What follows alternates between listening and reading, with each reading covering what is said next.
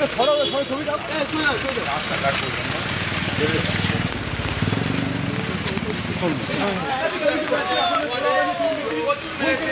কি বলবেন দাদা? একাধিক অভিযোগ আপনার নামে তোলাবাজি কি বলবেন?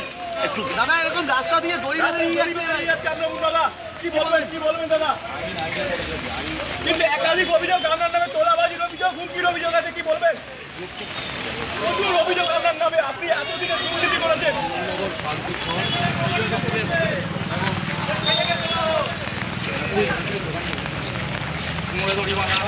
নিয়ে যাচ্ছে দেখো, দুই চোর টাকা দুই চোর যাচ্ছে।